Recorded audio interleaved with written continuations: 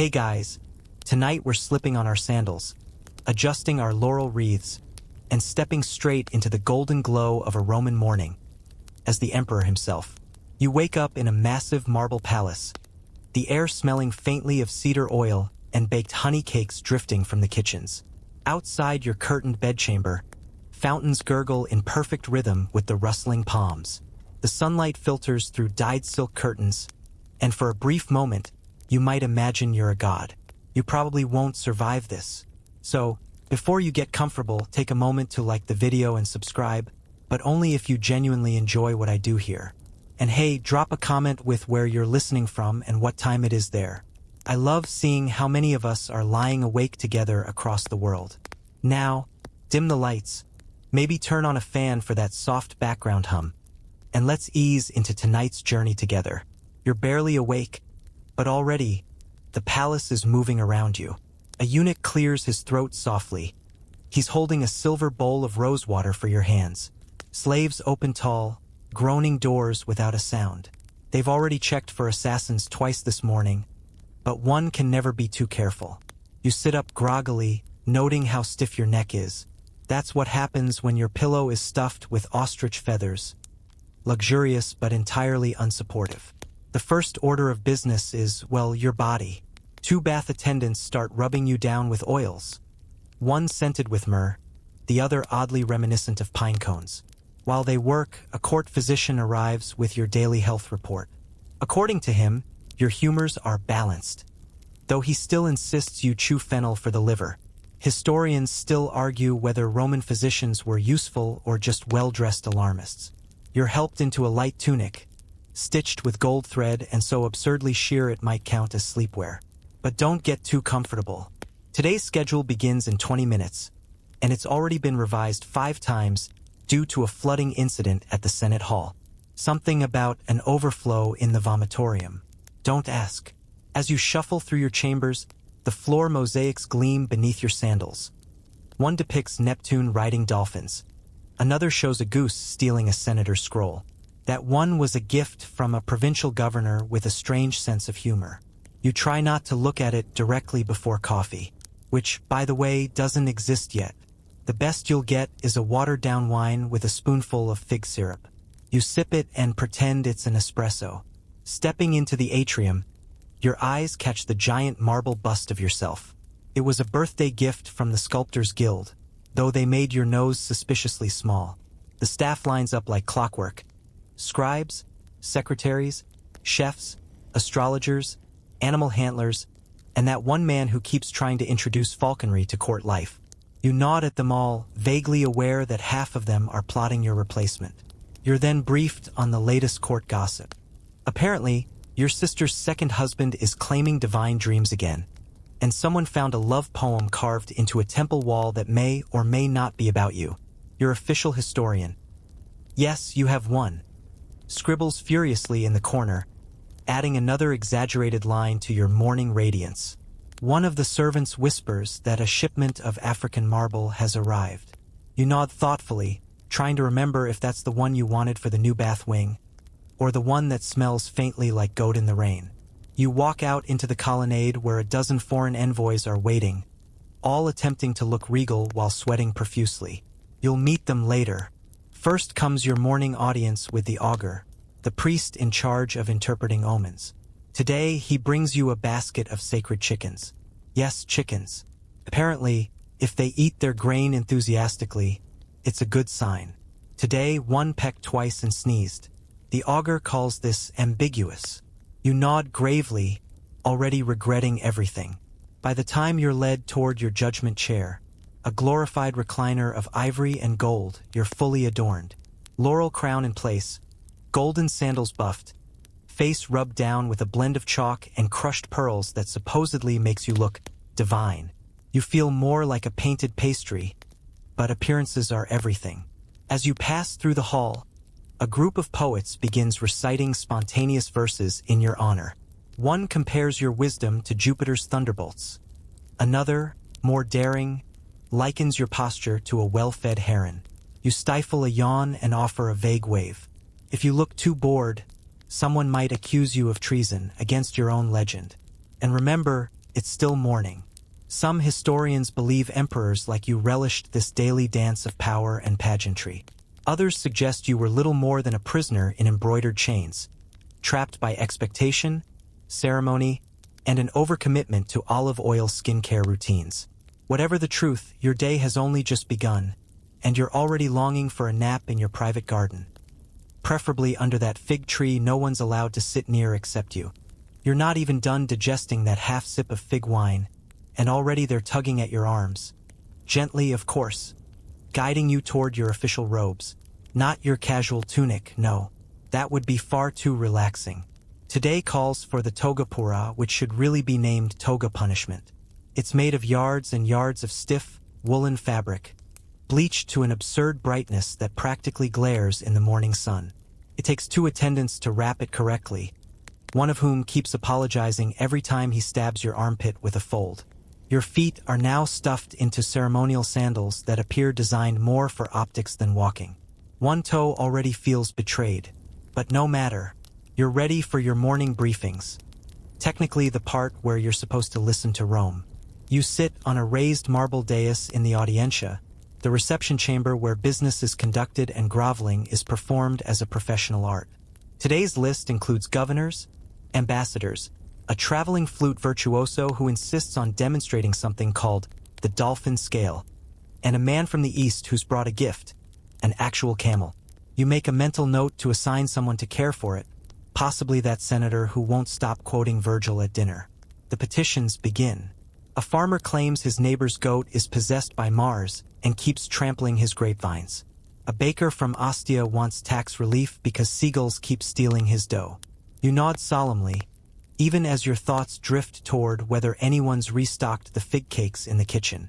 Historians still argue whether emperors were truly engaged during these sessions, or just perfected the ancient art of zoning out. Behind you, a secretary whispers updates from the provinces. Minor rebellions in Hispania, a new aqueduct leak near Antioch, and some trouble with the grain shipments from Egypt. You sigh again? The Nile floods on a schedule, but apparently, Egyptian administrators do not. Next comes the astrology report, read by a man with too many rings and not enough volume control. He insists Venus is in your favor, but Mars is grumpy. You pretend to understand. As far as you can tell, Mars is always grumpy. You glance at the sacred chicken handler. He shrugs. A parade of senators file in, each draped in the most ambitious purples they can afford. They bow low, clear their throats dramatically, and begin suggesting laws that mostly benefit themselves. One wants new tariffs on imported perfume. Another proposes a statue of your late uncle, who may or may not have tried to poison you last spring. You smile politely and say nothing. That's a trick you've mastered, letting silence hang just long enough to feel imperial. Just then, a court jester bursts in without warning, juggling scrolls and tossing out Latin puns that barely qualify as comedy. You allow it for now. Everyone's watching to see if you laugh. You offer a single snort. That's enough to keep the mood light but remind them who's wearing the laurel crown. And while all this unfolds, you sit perfectly straight, trying not to let your face twitch from the growing itch of your wool robe. It's like being hugged by a sandpaper octopus. Your inner circle hovers behind you. Praetorian commanders, royal secretaries, and that one freedman who handles the empire's finances with suspicious efficiency. You try not to think about how many of these people were also in the inner circles of your predecessors, most of whom were assassinated. Not unsettling at all. Suddenly, a pigeon flutters through the open-air ceiling and lands squarely on a senator's head. No one moves. This could be an omen. The augur leans in and says softly, "Depends which way it flies off." Poops. The senator flinches. You murmur, "Noted."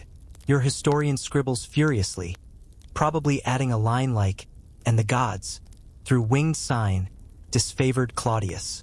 A moment of silence follows, punctuated only by the sound of a distant fountain and the pigeon's defiant coo. You stifle a laugh. For a brief second, you're not a god on earth, you're just a man in an itchy toga, trying not to choke on pomp. The next visitor is a general returning from Germania. He's brought you a gift, some kind of odd fur cloak and a report filled with half-legible battle updates. He speaks about strategy, loyalty, and morale. You nod, though you're mostly distracted by the tickle in your throat. You whisper for someone to fetch honeyed wine. It arrives lukewarm and too sweet, but you drink it anyway. It softens your voice, which you'll need for the 10 ceremonial thank you speeches queued after this. A philosopher is introduced next. He launches into a lecture about the nature of justice and the illusion of control. You admire his beard. It is magnificent, at least 6 inches of wiry depth. You pretend to listen. He quotes Socrates. Twice. You wonder if anyone brought olives. By now, your back aches from all the sitting, and your arms feel like marble statues. You glance toward your chamberlain, who gives you the subtle eyebrow signal. 15 more minutes, then we move. It's all choreographed, even your exits. Eventually, the courtiers begin to thin, and a quiet settles over the chamber. You rise, slowly, like the sun over the forum, and give a slight wave. The crowd murmurs in reverence, even as you catch one senator checking his sandals. You exit with dignity, turning a corner just fast enough to yank off the ceremonial robe and mutter, "Never again." For the 4th time this week, historians might paint this as your moment of triumph. Morning rituals complete, justice dispensed, empire acknowledged. But you know better. This is the easy part. Next comes breakfast, with company, and they expect you to talk about grain. You shuffle into your private dining room, trailing the faint scent of sandalwood and irritation.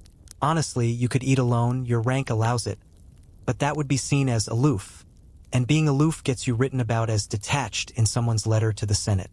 So, breakfast is a semi-public affair, and your guests today include a regional magistrate from Sardinia, a philosopher with questionable sandals, and your cousin's second son, who's just been promoted to something over in Mauritania. You forget the exact title. Something involving grain or goats. Your seat is a low couch with soft cushions, and a table of carved ivory is placed in front of you. The servants bring in a modest spread, by Roman standards, that is, a basket of still-warm flatbread, soft goat cheese dusted with herbs, boiled eggs, honeycomb, figs, and olives. And of course, watered wine.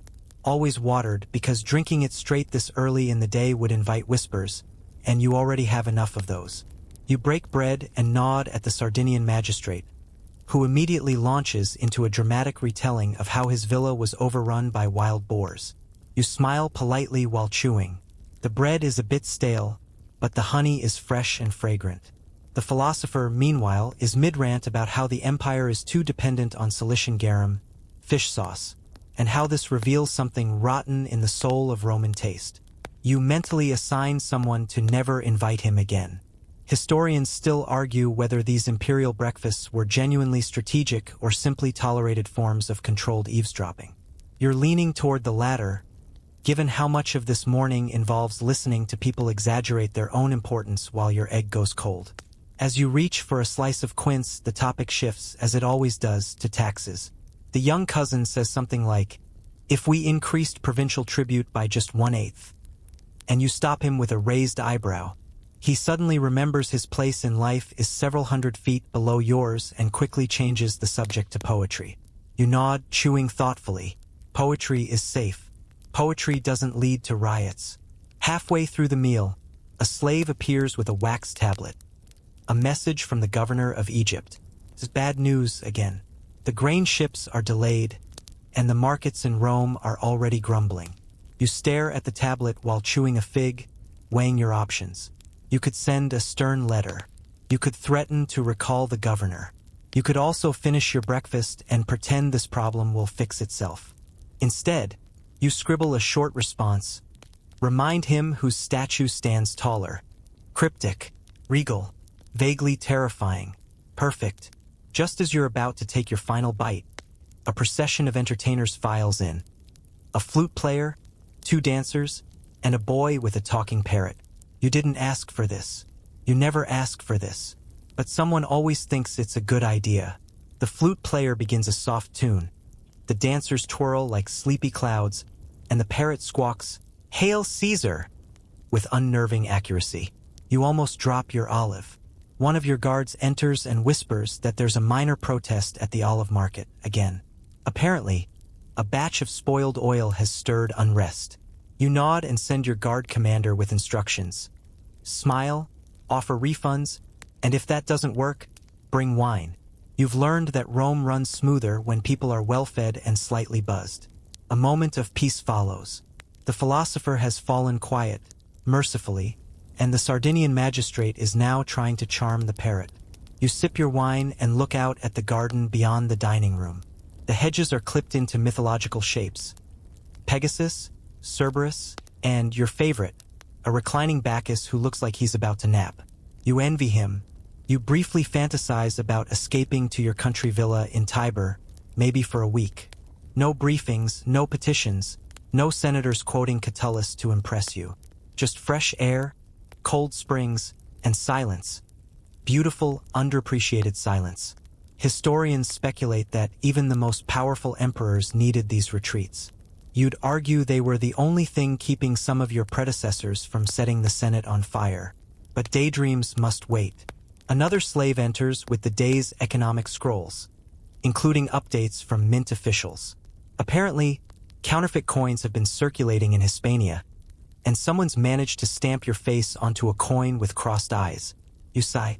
The historian behind you perks up, already imagining the chapter title. The Emperor's Offended Profile. A servant clears your dishes with the precision of ritual. The dining couch creaks slightly as you rise. Another olive pit lodged in the embroidery, of course. You brush it off and stretch your shoulders. A full day lies ahead, and you've already heard the word tribute 4 times more than you'd like. As you leave the room, the parrot screeches, "All glory to Rome," and promptly flies into a curtain. You pause. That might actually be a good omen. Your attendants bustle around you as you walk toward the audience chamber once again. You overhear one muttering about your tight schedule, another about the gladiator games later this week. You're reminded that you still need to approve a replacement lion. The last one refused to roar. The corridor walls are painted with frescoes. See battles, triumphs, Venus lounging suggestively. You pass one mural that shows you on horseback, slaying a barbarian who looks suspiciously like your cousin. You make a mental note to ask the artist for subtlety next time. As you step into the next chamber, toga slightly loosened, stomach mildly full, and head spinning with petitions, you brace for the inevitable. Another citizen claiming divine ancestry, another petition for a temple in their honor, and at least one senator who will definitely begin his speech with, "If I may humbly reflect upon the virtues of the empire." And so your breakfast ends, not with a belch as the poets like to claim, but with a quiet sigh and the slow realization that being emperor means everyone wants your attention, but no one really wants your job. You've barely had time to digest your figs when you're ushered into the judgment hall. Again, justice, after all, doesn't take a lunch break in Rome. Or if it does, it's never when you'd like it to. Your official seat here is more throne than chair, carved from imported marble and padded with uncomfortable authority. The room smells faintly of incense, wax tablets, and the tense sweat of petitioners who know their futures depend on your mood today. Court cases under your rule are equal parts theater, ritual, and a test of endurance. You glance at the schedule. A land dispute in Etruria, an appeal from a condemned merchant, and something about stolen temple chickens. Again with the chickens. The first case is already mid-drama. 2 elderly landowners stand toe-to-toe, flinging scrolls and insults about boundary stones, inheritance rights, and a ghost tree that allegedly cursed a vineyard. You rub your temple. One of them has brought a hand-drawn map that looks like it was sketched by a tipsy octopus. The other is trying to bribe your advisor mid-sentence. Very subtle. You interject once, softly, imperially, with a suggestion. Perhaps both parties might benefit from jointly planting olive trees along the disputed line? They pause, confused. Is that a ruling or a metaphor? You don't clarify. Let them stew. Historians still debate how involved emperors were in these minor disputes. Some argue they merely nodded and let underlings decide. Others insist emperors, especially the more insecure ones, took delight in issuing judgments so clever they'd be quoted for centuries. Today, you settle for sounding wise while mentally counting how many olives you've eaten this week. Next up is the condemned merchant. He stands in chains, hair tousled, eyes wide, muttering something about being framed by a rival perfume trader. The accusation? Adulterating a sacred oil blend sold to the Vestal virgins. Now that's risky.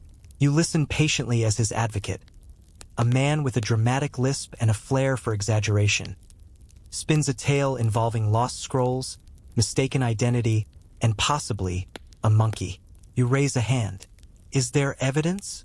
The courtroom hushes. A clerk approaches with a small clay vial. You uncork it. The scent is unfortunate. Certainly not sacred. Exile, you murmur. Not because of guilt, but because the smell is that offensive.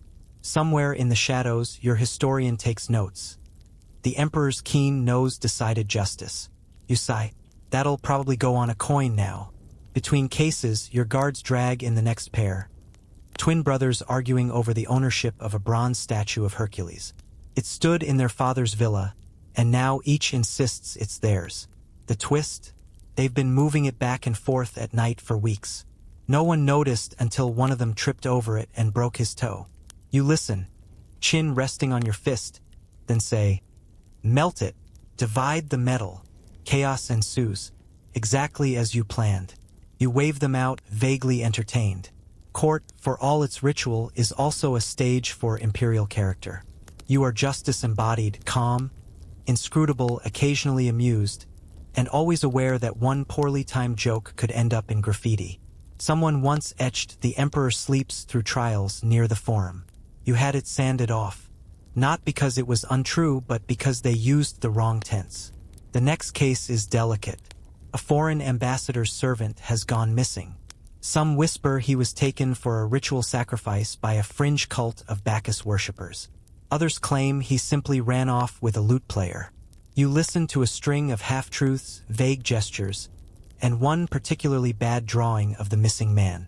You order an investigation, but softly suggest the ambassador offer his remaining staff a raise. You've learned many things in this job. One of them is that most mysteries in Rome begin with unpaid wages. A short break is declared.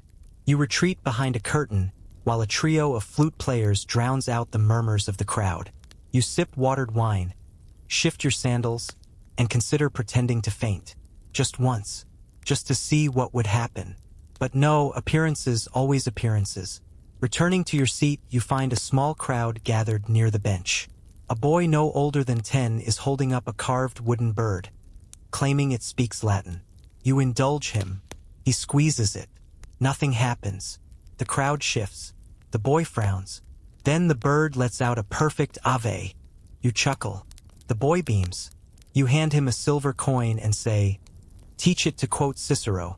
The crowd applauds. Another emperor moment, neatly performed.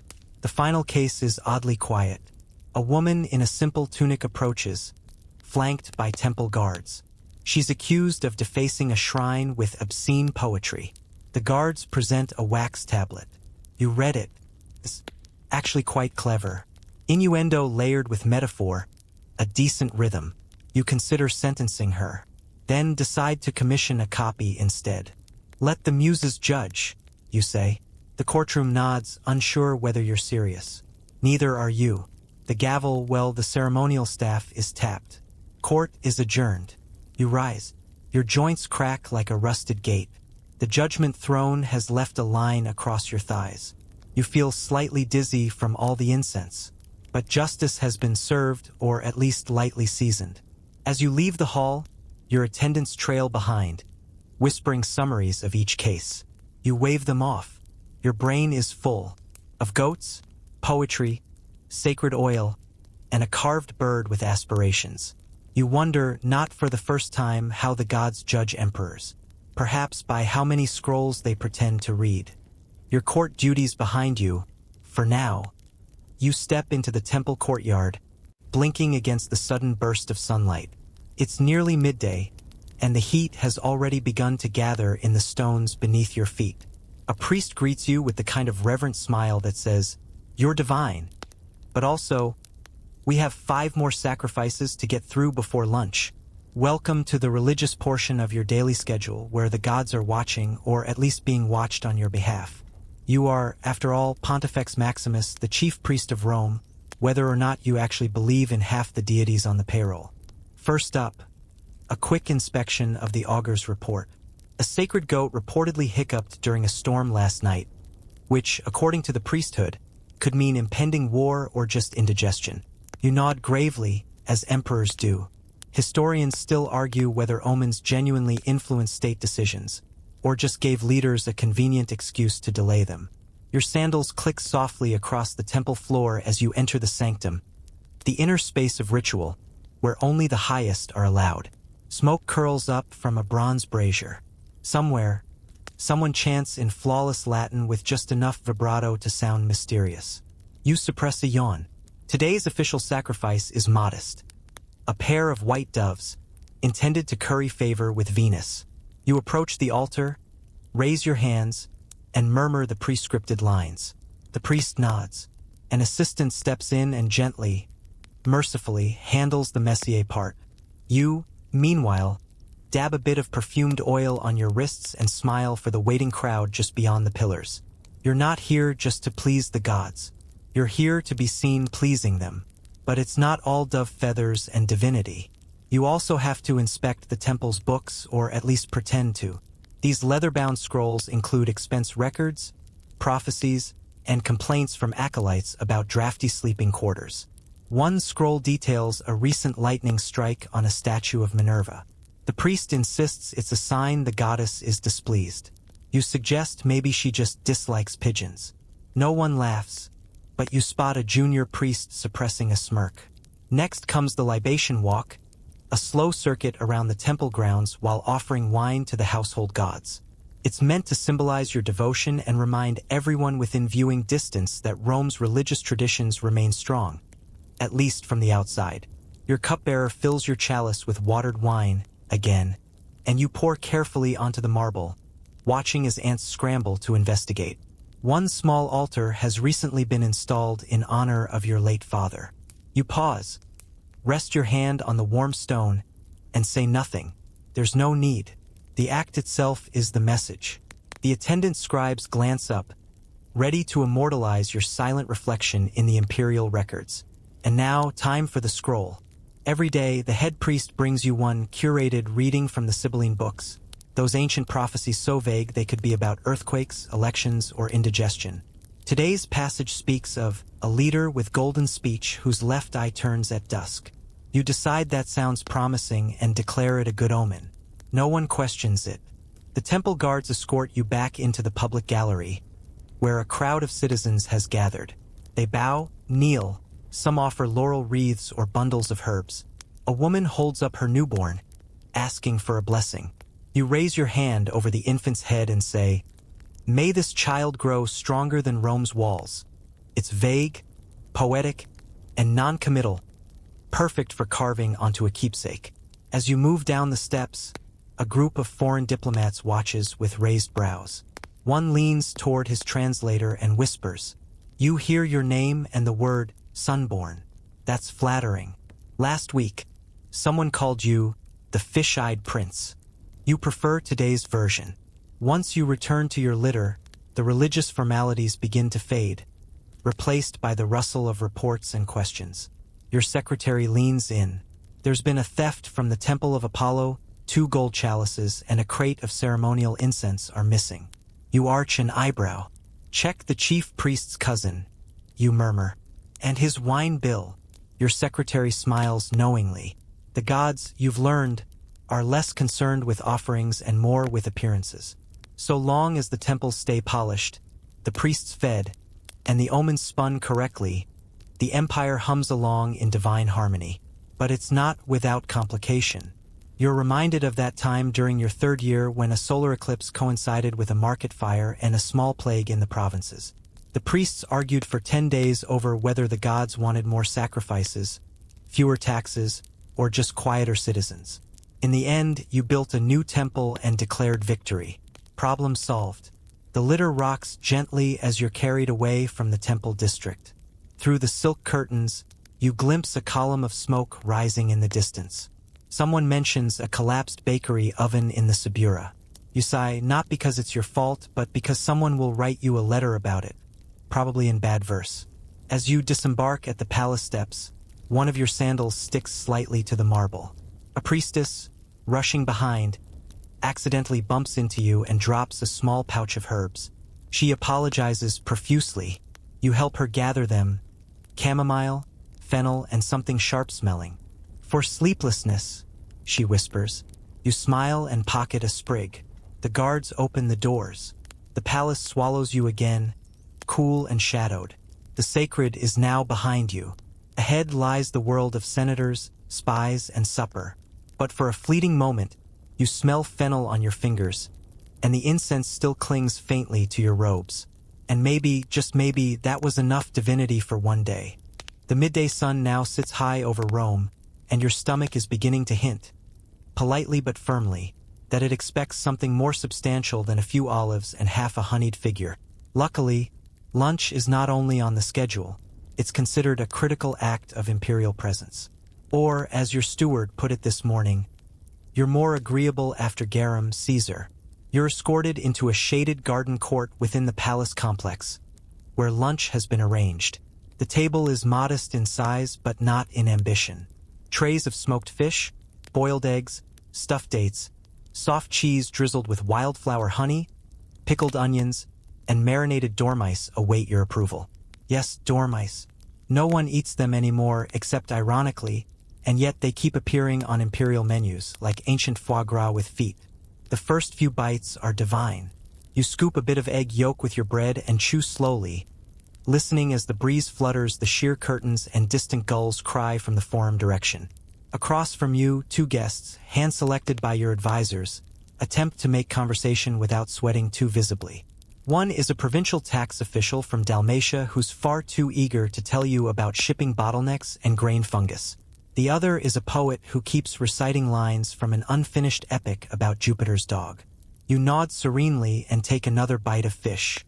Historians still debate whether emperors enjoyed these midday meals or merely tolerated them as part of the performance. You're leaning toward tolerated with mustard. The wine today is slightly chilled, thank the gods, and infused with a touch of thyme. You sip, and for a fleeting moment, feel almost human again. But then, one of your advisors leans in and whispers a phrase that sends a cold ripple through your intestines. There's a Greek delegation here, and they brought instruments. Ah yes, the surprise performance. Sure enough, a troupe of visiting dignitaries files in with lyres, reed flutes, and that one guy who insists his dancing is also a form of philosophical debate.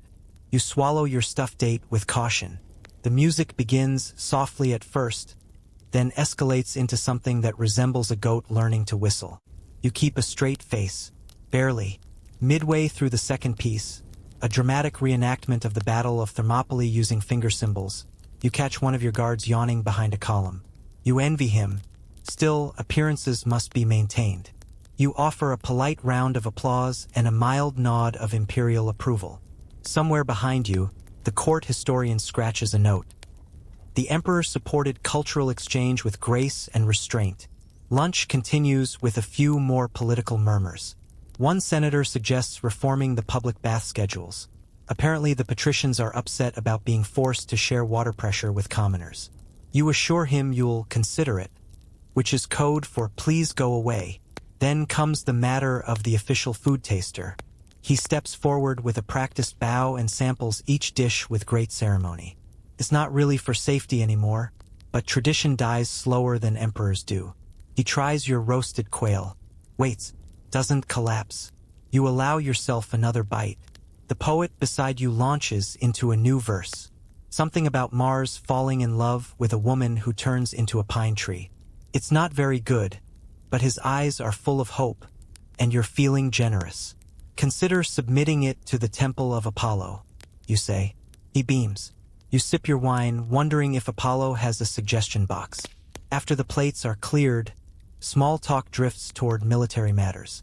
A young tribune from the Rhine frontier offers updates on troop movements, fort conditions, and a possible bear problem. A bear problem? You ask. He nods. Apparently, one has been stealing bread from supply wagons. You respond with a thoughtful hum, then offer this. Send it a scroll. Offer citizenship if it promises to behave. The Tribune blinks. You raise your cup. The joke lands 2 seconds later. As dessert arrives, a plate of candied nuts and preserved plums. You catch your reflection in the polished silver amphora beside you. The crown is slightly crooked. Your eyes are a little tired. Your smile, however, remains intact. Being emperor means projecting serenity, even with plum juice on your chin. At last, you rise from the couch, signaling the end of the meal. Attendants scurry to open the silk canopies and refresh your perfume. Something with cedar and fig leaf today. As you stretch your legs, a minor official jogs up with another update. The olive market protest has settled, thanks to your guard commander's inspired idea to hand out free bread and play the liar himself. You make a note to promote the man, or at least give him a week off. Historians later refer to this event as the mildest rebellion in Roman history. Returning to the main hall, you're handed another wax tablet. It's from your sister. She's requesting permission to host a dinner for one of her pet peacock's birthdays. You blink, then nod. Why not? You've sanctioned stranger. As you walk, your sandals echo lightly on the polished marble. Each step a reminder that the palace is never truly quiet, only pretending to be. The fountains whisper, the walls breathe, and somewhere, the parrot you forgot about earlier is probably rehearsing dirty poetry. You pass a mural of Julius Caesar, eyes stern and eternal, holding a scroll in one hand and the globe in the other. You raise your cup slightly as you pass. Still working on that, you whisper. Your lunch is done. The guests are full. The musicians are gone, mercifully. And your calendar says, afternoon processional or unexpected riot. It's time to face the people. Again, the moment you step out into the sun-drenched courtyard, you're struck by two things. The sheer heat radiating off the flagstones and the sudden roar of voices rising from the city beyond. The afternoon processional is supposed to be a peaceful affair. A gentle glide through the streets so the people can remember you're still alive and presumably divine.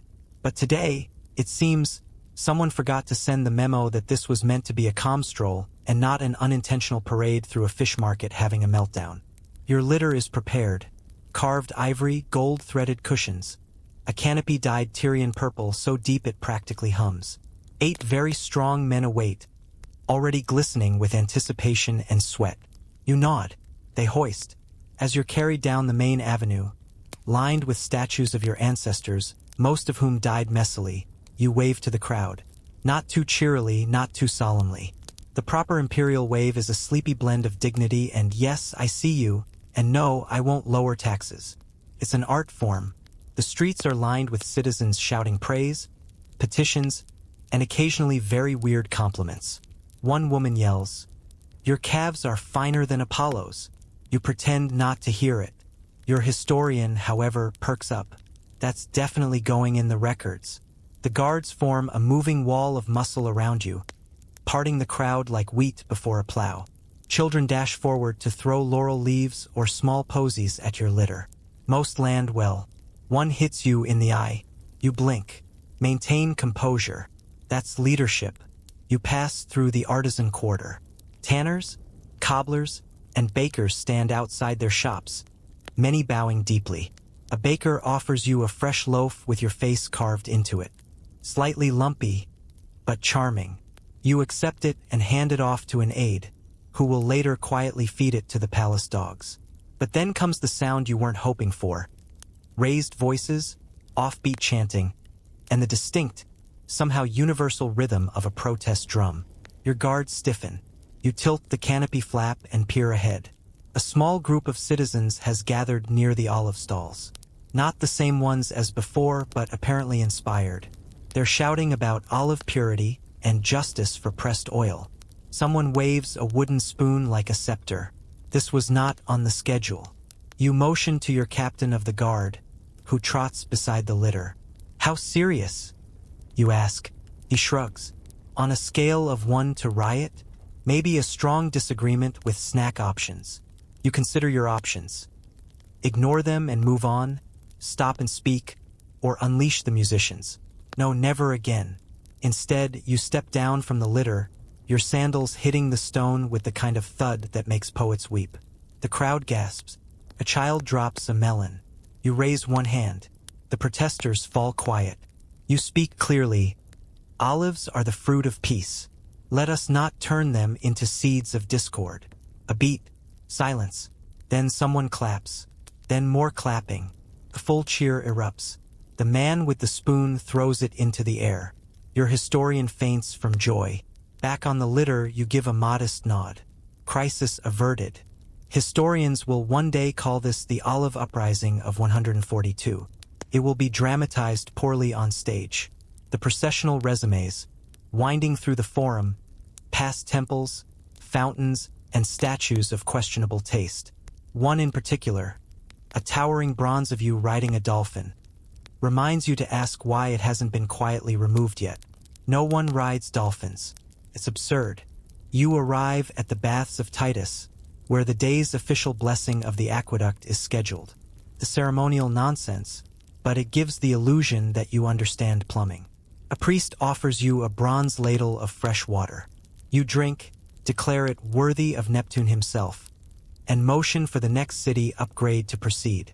Just then, a man with a parrot on his shoulder bows before you. You recognize the parrot immediately.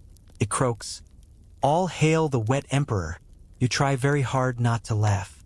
On the way back to the palace, a street performer juggles amphory while reciting Virgil backwards. A small boy mimics your wave and trips over his tunic. An old woman tries to hand you a chicken. You decline politely. Your presence in the streets is exhausting but vital. These glimpses of you remind the people that the emperor is real, tangible, powerful, capable of drinking water and stopping riots with poetry. Still, by the time you return to the palace gates, your back aches, your voice is hoarse, and your foot feels suspiciously swollen. Back inside the cool marble halls, attendants help you change into a fresh tunic. This one dyed a deep saffron and trimmed in tiny pearls that will absolutely get caught on everything. You sit for a moment on the edge of a fountain, letting the cool mist refresh your skin. The parrot's words echo in your head. Wet emperor. Honestly, could be worse. You're handed a cold towel, a small bowl of cherries, and a scroll listing afternoon correspondence. You sigh. There's a debate in the Senate over how many days should be devoted to celebrating your upcoming birthday. The current options range from 5 to 31. You suggest 3. They'll probably settle on 20. As you rise again, stretching sore muscles, you're reminded of a simple truth. Being emperor means enduring crowds, surviving praise, and learning how to wave without wincing. It's not all triumphal arches and marble busts. Sometimes it's just figuring out how to survive a very long day. In public, you've survived the crowd, sidestepped a produce-based rebellion, and returned to the palace with your dignity mostly intact. Now comes the quiet part of the day. If quiet means plowing through an endless heap of wax tablets, scrolls, and military dispatches, all of which demand your attention immediately, though half were written by people who still spell your name with a Q, you're seated once more in your study, a vaulted chamber with marble columns and ceilings painted with constellations. Accurate ones, allegedly. A soft breeze whispers through the open windows, fluttering the edges of papyrus and parchment like nervous butterflies. Somewhere nearby, a scribe sneezes, probably into a scroll. Your chief secretary appears beside you, balancing a stack of tablets that could easily knock out a donkey. Your correspondence, Caesar, he says with a bow that implies both reverence and regret. You nod. This is where the real work begins. Deciphering, dictating, and diplomatically ignoring. First, there's a military report from Britannia. The legions there are cold, bored, and one of them has apparently built a shrine to a hedgehog. You raise an eyebrow. The scribe shrugs. It was a particularly fierce hedgehog, apparently. You dictate a polite response. Excellent initiative.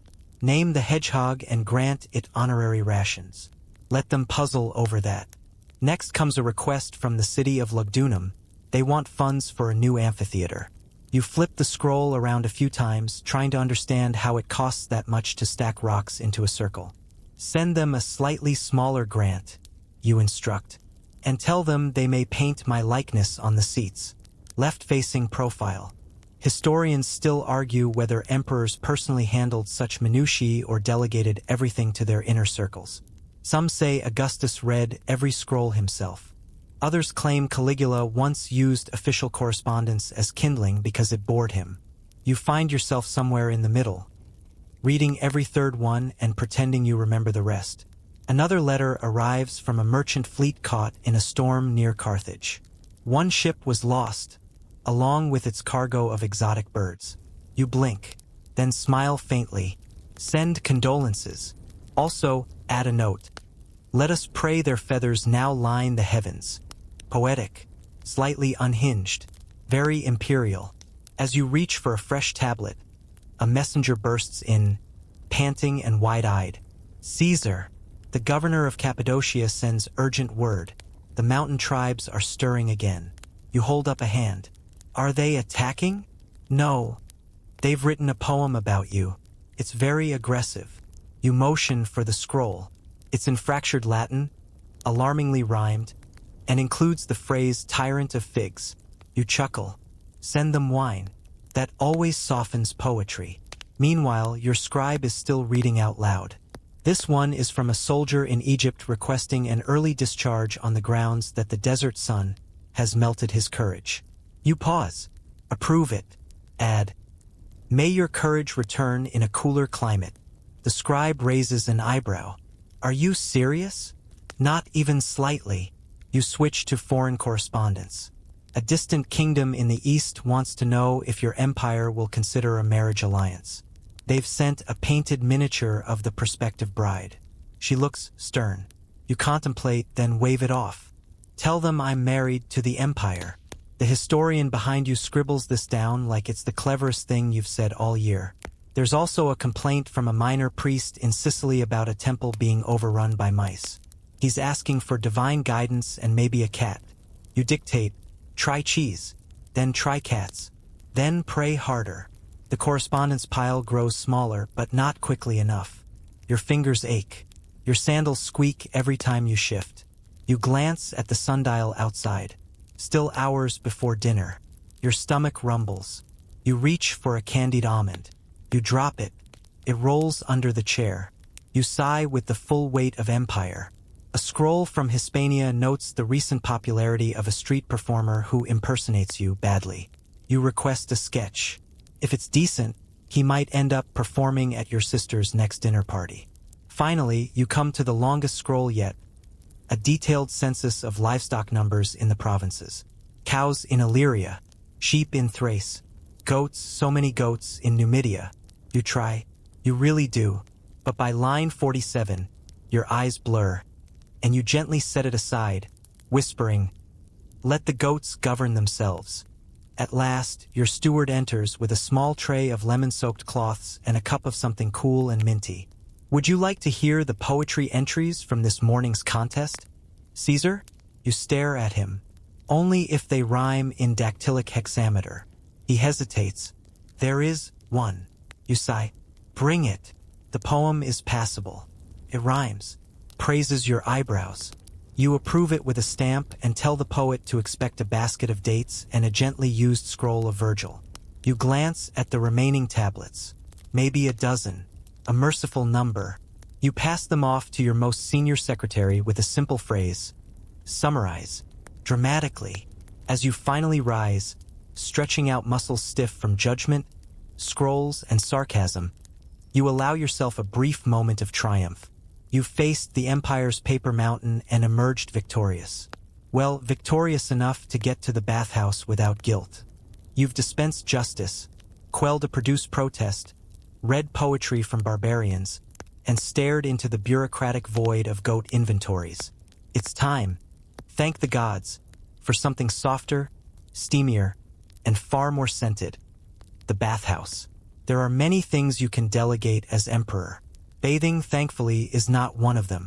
You cross through the colonnade toward the imperial thermae, where steam rises from behind marble walls like ghostly smoke signals.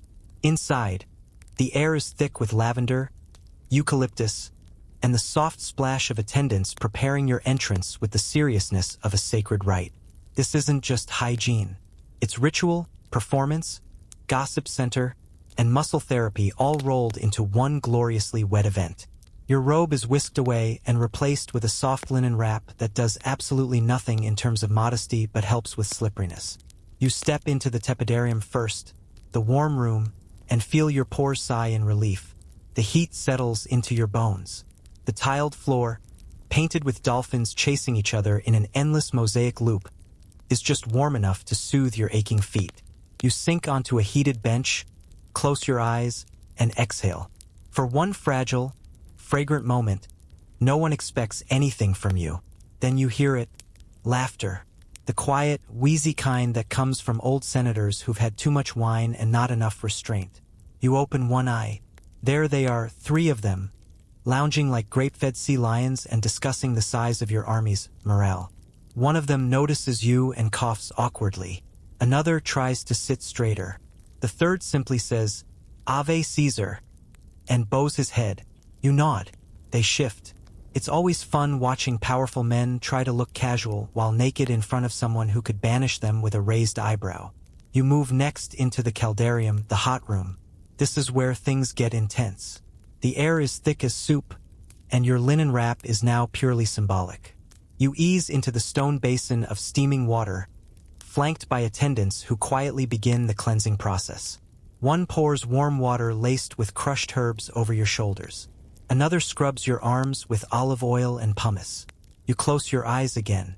It's bliss, until the gossip begins. The bathhouse is Rome's unofficial Senate chamber.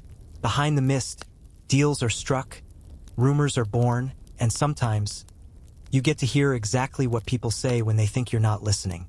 A pair of younger patricians are in the far corner, whispering over a board game. You catch fragments.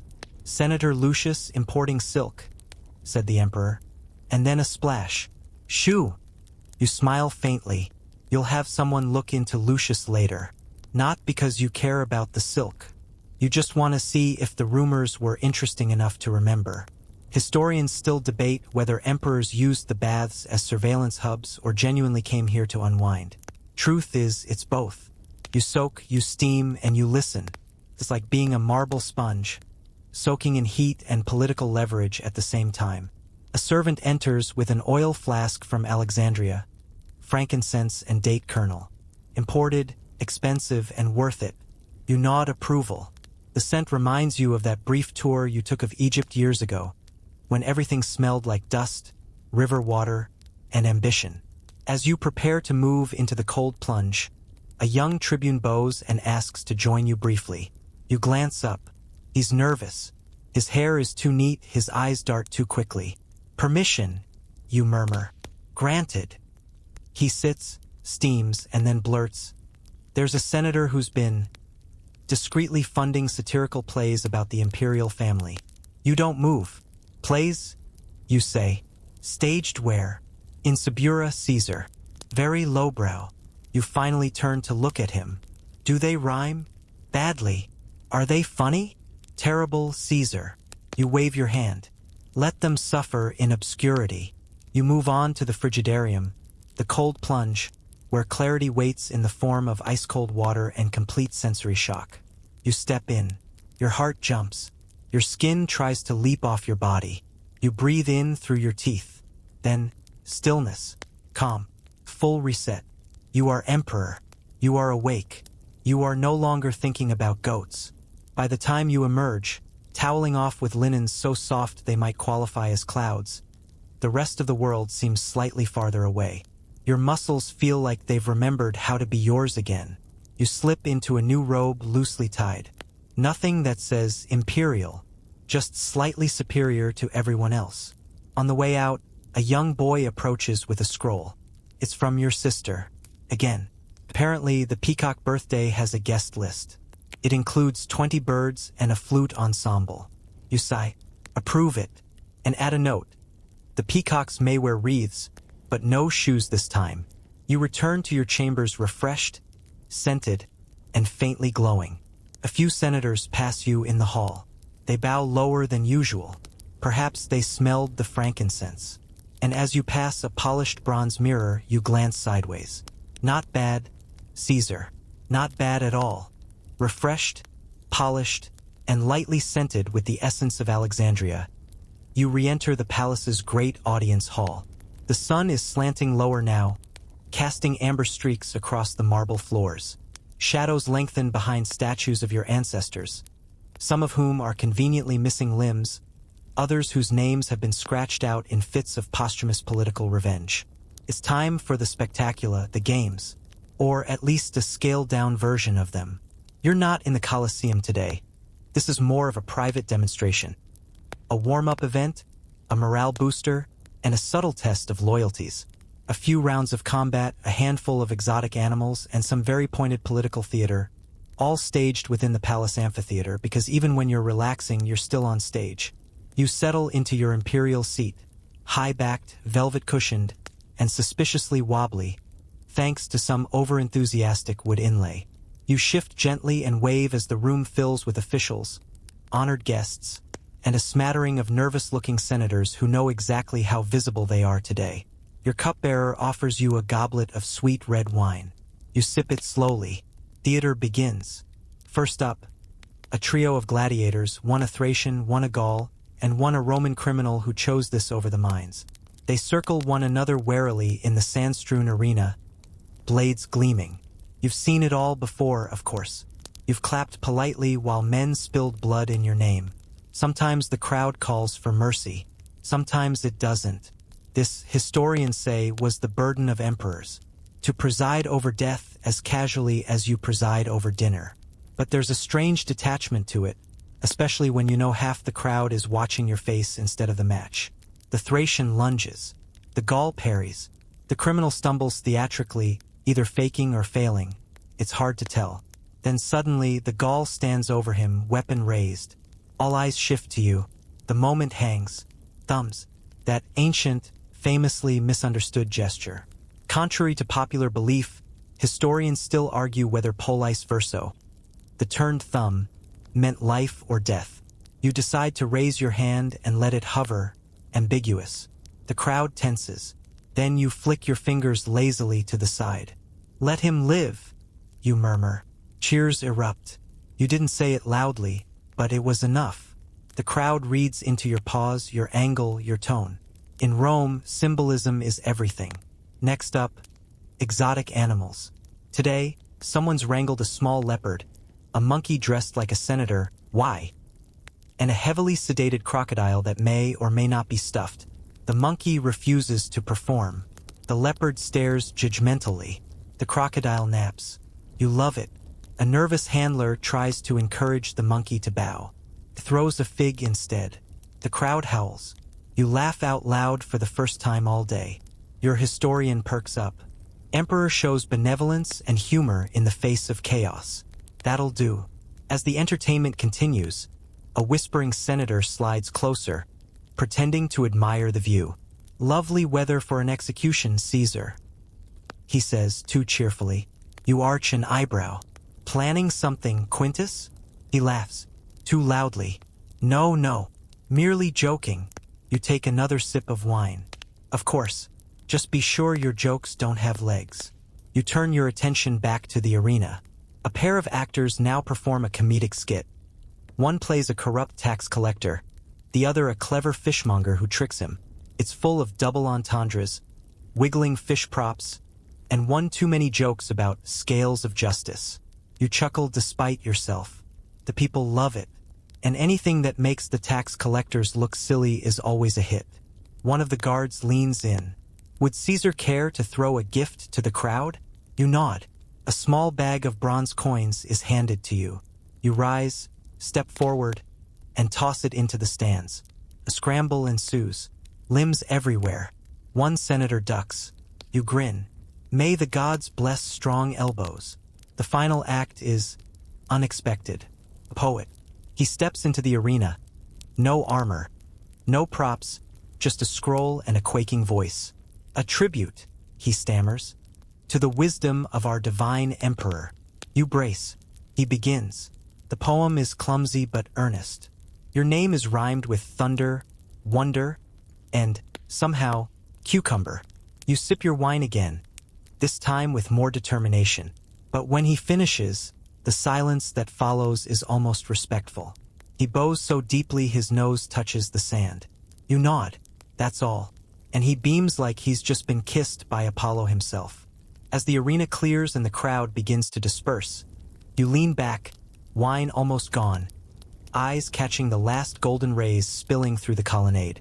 This isn't the full-scale Colosseum bloodbath, no wild chariots or mobs screaming for vengeance. But it serves its purpose. The people were entertained. The senators were reminded. And you, for a brief while, got to watch something unfold that wasn't a tax dispute or a census. As you leave your seat, the monkey salutes you. You consider promoting him. The walk back through the palace is quiet. The corridors echo with faint harp music from a distant room. Servants bow as you pass, and somewhere, a flute hits a wrong note with such flair you suspect it was intentional. Outside, the sun is finally slipping behind the rooftops. The city cools. The birds quiet. Your feet ache. But your heart is oddly light, because tonight, there's dinner, and perhaps even worse entertainment. The sun has dipped fully now, turning the rooftops of Rome gold, then gray, then a deep blue as dusk rolls in like a silk curtain. You retreat from the amphitheater with a half-smile lingering on your lips. The monkey did salute you, after all, and are promptly swept into your evening chambers for the grand event of every imperial day. The cena, your dinner party. You may not always feel divine, but by Jupiter, your chefs will make sure you eat like you are. Dinner is both nourishment and performance. The invitations have been sent, the menus composed in triplicate, the entertainers vetted, hopefully, and the seating plan rearranged at least 4 times to prevent a fistfight between 2 senators who once insulted each other's bread-making ancestors. The triclinium is ready. 3 long couches arranged around a low table heaped with silver dishes, glittering glassware, and small pyramids of dates, almonds, and candied rose petals. Lamps flicker on every column. Musicians begin to tune lyres. You enter last, as expected. Everyone rises. You wave them back down with the benevolent grace of someone who'd rather be soaking their feet. Tonight's guest list includes a curious blend. 2 senators, 1 extremely fashionable noblewoman, a general back from Gaul with questionable stories, a philosopher who's been banned from 3 libraries, your cousin Julia again, and an Egyptian astronomer who's already inspecting the ceiling for constellations. The meal begins with olives and silence. You always enjoy that first quiet moment when everyone's pretending they're not dying to impress you. Then the wine arrives, spiced, honeyed, poured from chilled amphory wrapped in linen, and the real theater begins. The general launches into a tale about chasing Germanic raiders through snowy forests.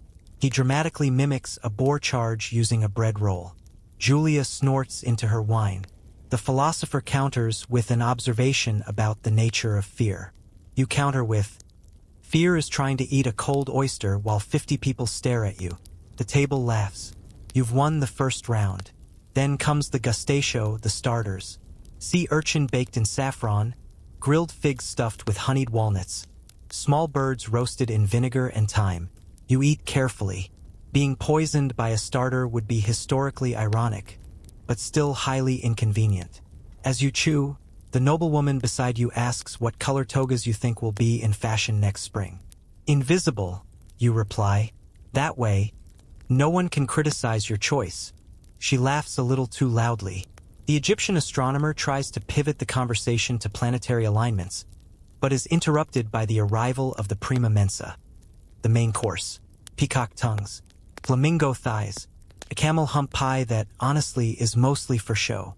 You pick at a well-seasoned sea base wrapped in fig leaves, pleased to discover it hasn't been overcooked for once. The philosopher clears his throat. "What is the purpose of pleasure, Caesar?" he asks. You think about it, then reply, "To make senators nervous." The table laughs again, except the senator directly to your left, who starts inspecting his wine for meaning. Midway through dinner, a juggler appears.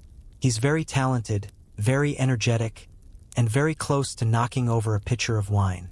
You enjoy him in small doses, which is good, because the Egyptian interrupts with a scroll drawing of Saturn's orbit and everyone politely begins pretending to understand it. Historians debate whether these dinners were genuine moments of relaxation or elaborate stress tests disguised with fig sauce. You'd argue both. While one hand holds a grape, the other is always mentally tracking which guest is suddenly too quiet or too flattering. Then, as always, someone begins to drink too much. Tonight, it's the senator with the meticulously oiled beard. He starts quoting Homer with a dramatic flourish, then misquotes Homer, then accuses Homer of being overrated, which causes the philosopher to spill wine in distress. The general chuckles. Julia offers to duel him with a spoon. You wave it off.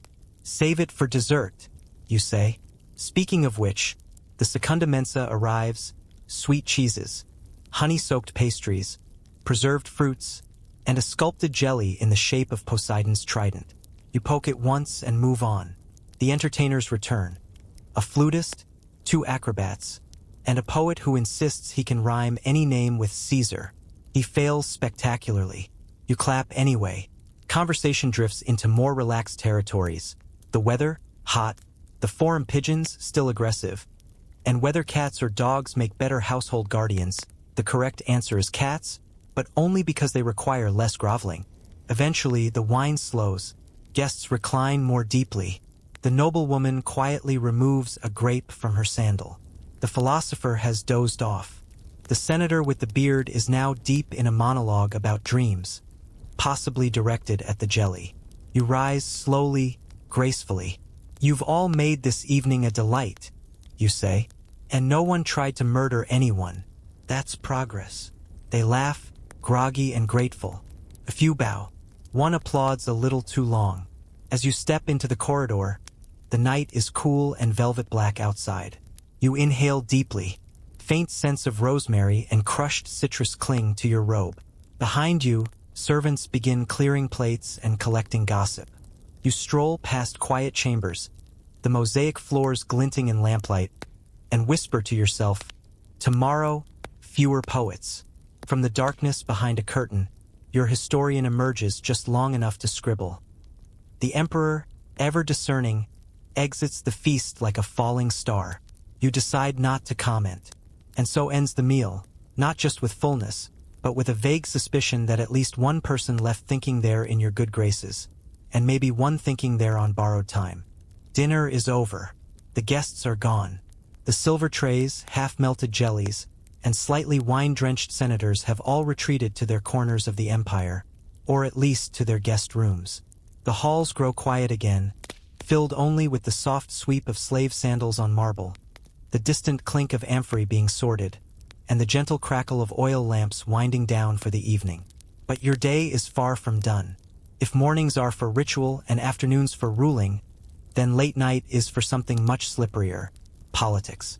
The real kind, the after hours, behind the curtain, whispered through gritted teeth sort of politics that empires are built and broken on. You retreat into your cubicula secreta, the private chamber behind your study, used for sensitive discussions, personal strategy, and occasionally just hiding. It smells of wax, old scrolls, dried bay leaves, and ambition. The walls are lined with shelves of reports, secret letters, intelligence summaries, and at least one scroll labeled, "Open only if poisoned." Waiting for you are 2 men, your most trusted freedman, a former Greek slave who now manages half your treasury, and the commander of the Praetorian Guard. One handles the money, the other handles everyone else. You sit on a leather-back stool and accept a small cup of cooled wine. Your sandals are off. One foot rests on a silk cushion. It's time for the quiet, scheming part of your empire. Anything new? You ask. The commander clears his throat. Senator Gracchus has been meeting privately with members of the Eastern delegation. Nothing illegal yet, but he's asking about troop movements. You nod slowly. Have someone offer him a villa in Sicily, with a view, and poor postal service. The freedman smiles. Subtle exile. Very tasteful. Next, a letter is read aloud, intercepted, of course, from a governor in Africa claiming that the local priests have received visions that Rome is due for a reckoning. Reckoning, you repeat, or price increase? The freedman smirks. The latter, I think. They want new temples funded. Build one, you say. but make it out of salt bricks. Historians still argue whether emperors like you thrived on paranoia or were simply reacting to an environment that encouraged it. When everyone smiles like they love you, and half of them are holding metaphorical daggers, it's hard not to sleep with one eye open, or with someone whose loyalty is contractually reinforced by access to your dessert table. There's a long scroll you skim next, spies' reports from the provinces. Most of it is tedious. A baker in Gaul who claims to have found a coin shaped like your nose. A provincial priest who insists you appeared in his dream wearing sandals made of lightning. You raise an eyebrow at that one. The freedman shrugs. Could make for a decent festival. Then comes the more delicate information. A general with too many loyal legions and not enough humility. You tap the scroll. Send his wife a gift. A really large one. Maybe a marble statue of herself. That'll raise questions, the commander mutters. Exactly, you reply. The three of you fall into a rhythm. Unspoken assessments, nods, small gestures. This is not paperwork. This is shaping perception. Soothing tensions before they boil. Planting ideas in minds that think they're making decisions freely. Eventually, your advisors take their leave. Bowing, nodding, fading into the walls like the loyal shadows they are. Or claim to be. You're alone now. Well, almost. You step through a small side door into your most private sanctuary. Your personal library. No guards. No spies. Just shelves, soft lamplight, and scrolls you've actually read. You sink into a chair padded with old hunting pelts and stare at a mosaic of Minerva on the ceiling. She stares back, eternally unimpressed. You choose a scroll at random, an old copy of Lucretius, maybe, or a treatise on animal husbandry that you've meant to finish since last spring. You unroll it, hold it in your lap, and let your eyes drift over the faded ink. And then, a knock. Not at your chamber door, at your mind's door, because even emperors can't avoid the late-night flood of worries. Are the northern borders truly secure? Are the coinages stable? Will the people cheer you tomorrow, or curse you a year from now when bread is scarce? You rise. Not to pace, never that. Pacing is for nervous philosophers. Instead, you stroll to the window. Rome stretches before you, lights flickering like a sea of watchful stars. Somewhere out there, people are laughing, eating, plotting, whispering. You sip more wine. The flavor is dry now, earthy. You wonder how much of your legacy will taste like this, matured, complex, slightly bitter on the tongue. From the adjoining chamber, the soft notes of a lyre drift in, one of the musicians still practicing. It's a gentle tune, familiar. You don't stop it. The melody reminds you of when you weren't emperor. Briefly, you glance back at the scroll. You won't finish it tonight. You never do. But you return it to the shelf with care. Some things are better left half-read. As you step into your bedchamber, an attendant moves to adjust the lamps. You wave him off. Darkness suits this hour. You're not quite ready to sleep. Not yet. One last thought buzzes in your ear like a gnat. If someone were to strike tonight, would it be that senator with the twitchy eye? Or the niece you gave too much land to? You smile. Then you lock the door yourself. The door is locked, the lamps are low, and the weight of the empire finally loosens its grip on your shoulders. You peel off your evening robe, silk sliding down your arms with a faint hiss, and step barefoot onto the cool mosaic floor of your private chambers. These are the rooms no ambassador will ever see, no court poet will ever describe, unless they want to be politely escorted off a cliff. At last, it's just you, and maybe a cat or two depending on the night. Here, under vaulted ceilings painted with fading stars and gold leaf clouds, you're allowed to be something rare, human. And while sleep should be next, it isn't. Not yet. Instead, you light a small oil lamp, soft as a whisper, and settle onto the long couch near your bookshelf. This is the hour you reserve for what little private life you can hold on to between processions, protests, and the occasional monkey in a tunic incident. You reach for a scroll you've returned to 100 times before. A worn copy of Epicurus, full of gentle questions about desire, peace, and how much is enough. The irony doesn't escape you. Epicurus advocated for a simple life with bread, water, and a few good friends. You've had flamingo tongues and 20 senators vying for your compliments today. And yet, the scroll still soothes you. Outside the palace walls, Rome murmurs into the night. A cart clattering over cobbles, someone singing off-key, dogs barking at shadows. But here inside, time stretches like warm honey. It is quiet, blessedly so. An attendant enters with a carved wooden box. Inside, small bottles of imported perfumes, herbal teas, and a single bundle of papyrus sealed with green wax. "From the east," he says, then vanishes like steam. You break the seal and unroll the scroll. It's a love poem. No name, just a message written in looping, uncertain Latin. "I saw you once in a dream, wrapped in gold, smiling at the sun." It's probably a ploy, a court distraction. But for a moment you allow it to feel real. You smile faintly, return the scroll to its box, leave it unburned.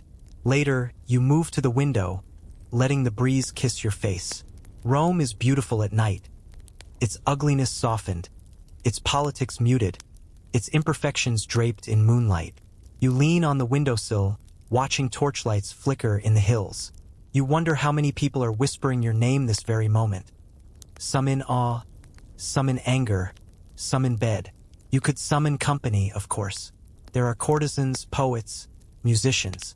And then there's Julia again, your cousin, who's absolutely not off-limits depending on which family tree version one references. But not tonight. Instead, you open a small ivory chest tucked beneath your bed. Inside, letters, personal ones. From old tutors, former friends, even a general who betrayed you before his tragic, highly public accident involving a misbehaving horse in gravity. You scan a letter from your childhood tutor, Lucanus. His handwriting is as crooked as ever. "Remember, power is a loan, not a prize," he once wrote. You didn't believe him then. You're not sure you do now. But you keep the letter all the same. You lie down, finally, on a bed so soft it could be mistaken for a divine cloud. If not for the annoying creak in the frame that no one has dared fix. You stare at the ceiling. Someone painted Mercury up there, mid-flight, sandals glowing. He looks carefree, smug, and completely unburdened by taxes. You wonder, not for the first time, what your life might have looked like had you not been born into this strange cage of gold. Perhaps a farmer in the south, a philosopher with 2 students and a leaking roof, a tavern owner with no customers, but perfect olives? Historians will never know about this side of you. They'll write of your conquests, your policies, your scandals. They'll carve your likeness into marble, invent titles, invent enemies, maybe even invent affairs. But none of them will write about this moment, this quiet breath between days. You pull the sheets over yourself. They smell of lavender and sea salt. One last lamp flickers. The cat has arrived, silent, smug, curls into a loaf at your feet. You don't shoo it. It understands. You close your eyes, but sleep doesn't come yet. Instead, your mind drifts to the scroll from earlier, the faceless poem, the dreamer who saw you in gold. Were they real? Or just another flicker of court imagination? No matter. Here, in your quietest chamber, with the moon tracing silver on your floor and a single cat purring like a lullaby, you finally whisper a truth no one else will hear. I am tired, not of ruling, just of being seen. And the room, for once, offers no reply. Only silence. Your eyes finally close, but sleep, like your senators, refuses to arrive quietly. It begins with flickers, dreamlike half-thoughts that slither into your mind without permission. A marching legion, a distant thunder, a face you half recognize, painted in red and gold, eyes wide with warning. Then, like lightning, you're awake again. Not fully, just enough to remember, you are the emperor. And tonight, the empire is dreaming through you. You shift in bed, trying to rearrange the silk sheet clinging to your leg like an overenthusiastic toga. The cat is gone. The room is still. But your mind, it marches. You stare at the ceiling again, at Mercury's smug little face, and wonder if he too lies awake with celestial insomnia. You doubt it. Some nights, the dreams come heavy and fast. Grand battles, betrayal, gods appearing with unsolicited advice. Other nights, it's subtle. Your mother, disapproving and distant. Your father, proud but silent. Your younger self running through an orchard, barefoot, before anyone ever called you Caesar. Historians often portray emperors as statues in motion, always certain, always heroic. They rarely mention how many of them likely lay awake like this, heart thudding in the dark, wondering if tomorrow's sunrise would be their last. A dagger in a handshake, poisoned plum, a loyal general who wakes up feeling slightly too ambitious. You sit up, quietly, careful not to alert the attendant station just outside the door. You walk barefoot across the room and pour yourself water from a silver pitcher. It's cool, slightly metallic, and grounding. You set it down with care. You're not being watched, but old habits run deep. You glance at your armor, displayed in the corner. It looks absurd at this hour. A hollow chest plate, glinting faintly, like a ghost still trying to look impressive. You smirk. You wore it last month during that ridiculous victory procession through the forum. 5 blocks of confetti, 3 miles of sunburn, and 2 camels that refused to cooperate. Back in bed, you try focusing on your breathing. You once had a Greek physician teach you this. He claimed it would calm the mind, lengthen the life, and improve digestion. 2 out of 3 wouldn't be bad. Hold. Still nothing. So you give in to the shadows, to the echoes, to the gnawing thoughts that love this hour. You think of your enemies, not the obvious ones, not the barbarians across the Rhine or the pirates in the Aegean. No, the quieter ones, the ones with ink-stained fingers and sly smiles, the ones who write flattering verses by day and compose scandalous letters by night, the ones who nod at dinner, then scoff in the baths. You think of your allies, too, the ones who are loyal because of love or debt, or because they know you remember birthdays. That loyalty is a fragile flame. You feed it constantly, afraid it will flicker out the moment you stop offering warm seats and favorable laws. And then, unexpectedly, you think of your people, the fishmongers and bakers, the mule drivers and grain porters, the night watchmen and lovers under balconies. Do they talk about you? Of course they do. But is it respect? Fear? Indifference? You hope, absurdly, that 1 or 2 of them think you're doing a decent job. Another hour slips past. You dream again, this time only slightly deeper. A chariot race. Your wheels wobble. The crowd roars. And then suddenly your chariot is pulled not by horses, but by scrolls. Scrolls with tiny legs and grumpy expressions. You laugh in your sleep. Just a little. Then your mind shifts. You're seated in the Senate, but everyone is wearing animal masks. The consul is a donkey. Your cousin is a fox. The priest is a lizard. You ask for a vote. They all start bleeding. You startle awake again. Now you're definitely done sleeping for the next hour. You turn over. The pillow is warm. You flip it. Better. A servant coughs softly in the hall, then goes quiet. Even your guards are yawning. You whisper a silent prayer, not to Jupiter or Mars, but to Somnus, the forgotten god of sleep. You promise him a shrine, maybe a tiny temple near the Tiber. Nothing extravagant, just a few flowers and a statue with droopy eyes. And finally, your body relaxes. Your fingers loosen. Your jaw softens. Your thoughts begin to dissolve like sugar in wine. The empire fades. The scrolls fade. The fears, the names, the monkey, even the goat uprising from 3 weeks ago. All of it vanishes into a pale gray nothing. And this time, when the dream comes, it's simple. You're walking barefoot through a quiet orchard. There's no crown, no robe, just the sound of wind in the leaves and the crunch of figs underfoot. And no one calls you Caesar, just you. The dream clings to you like mist when you wake. Quiet, soft, already slipping through your fingers. You don't open your eyes right away. For a moment, you're not an emperor, not a god, not a name carved into marble. You're just a body in a bed warmed by the rising sun, blinking sleep back into the corners of a world that never really stops moving. Then a knock. 3 gentle taps, always in the same rhythm. That's your chamberlain. He would never enter uninvited, well, not unless Rome was burning. Again, you sit up, stretch, and wince. Your shoulder cracks like old papyrus. So much for divine youth. The door opens.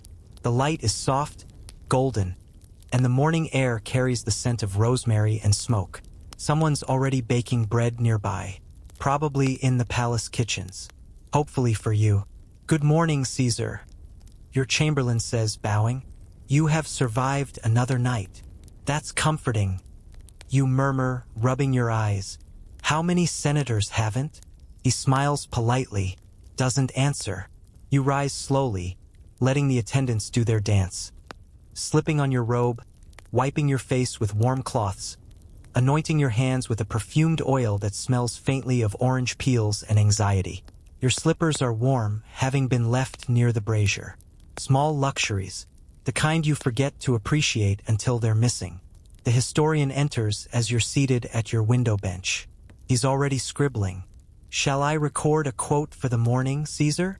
You think for a moment, then say, the gods invented mornings so emperors would remember they're still mortal. He beams. Beautiful, Caesar. You meant it as a complaint, but sure, add it to the list. You nibble some honeyed barley bread as the first tablet is delivered. It's from your mother. Of course it is. She wants to know why she hasn't received your latest edict on grain distribution. And also, would you attend her dinner next week? You send a response. Yes to dinner. No to more grain. The Nile only floods once a year. Another tablet arrives. A minor noble from Thessalonica has gifted you a dancing bear. Again, you sigh. This is the third dancing bear this year. You send instructions to stable it with the musicians. Maybe it'll learn to juggle. Today's schedule is blissfully light. A mid-morning walk through the palace gardens, an audience with a visiting mathematician who will probably try to explain triangles at you, and a chariot inspection in the afternoon. You're more concerned about the chariot. The last one had a wheel that looked suspiciously like it was stolen from a vegetable cart. Your scribe mutters something about the treasury. Do we have any money left? You ask. He shrugs. Define money. You wave him off and bite into a fig. Outside, Rome begins to stir. The streets hum with movement. Horses clip against stone. Merchants shout about fish or garum or togas. A boy chases a dog. A cart creaks under too many amphorae. The city breathes. And you, divine, powerful, and perpetually tired, you exhale. You glance at your reflection in the polished bronze mirror. You look older this morning, or maybe just less edited. You smile faintly, tap the glass, and whisper, still here. A page arrives with a sketch drawn overnight. An artist's rendition of last night's gladiator scene. You look heroic naturally. You're standing, arm outstretched, thumb tilted just right. The crowd is depicted as a perfect, adoring mass. The monkey is missing. You flip it over and write, add the monkey. The people will remember. You return to your window bench, your favorite perch. You watch the pigeons flutter near the temple. You see smoke rise from the forum, someone practicing flute below, a boy sneaking fruit from a cart. Life continues, and you wonder quietly how much longer yours will. Not in a dramatic way, not today, just a whisper of thought, a recognition that one day, someone else will sit in this room, wear your ring, command the same wine, and ask similar questions. The empire will go on. The statues will wear your face a little longer. Then they'll wear someone else's. But for now, you are Caesar. Alive, breathing, hungry again. You call for more bread, maybe some olives this time, and a bowl of something with honey. The chamberlain nods and disappears into the hallway. You sit back. The sun climbs higher. The city grows louder. The pigeons fight over a breadcrumb that may have once belonged to Jupiter himself. And you? You smile. The empire will wait a few minutes longer. Wind down begins below. The day is done, and Rome settles into twilight once more. The clamor fades, the streets still, and the flicker of torchlight returns to the city like fireflies dancing low across stone. Somewhere, music plays softly, just a flute drifting between villas.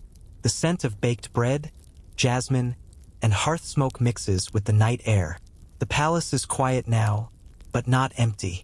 You remain within its marble heart, still and resting, wrapped in linen and dreams. The weight of your crown has slipped away with the setting sun. Your robe has been folded. Your sandals sleep beside the bed. You lie back against cool sheets, the empire momentarily distant. Its petitions silenced, its scrolls unread, its people content. For now, your breath slows, each exhale a little longer, each thought a little softer. Even the gods you imagine have turned in for the night. And you, emperor of 1,000 concerns, 1,000 statues, 1,000 names, tonight you are simply still. Let the world turn on without you for a while. Let the fig trees sway. Let the wind hum lullabies against the stone. You've ruled enough for one day. Sleep now, Caesar. Sleep,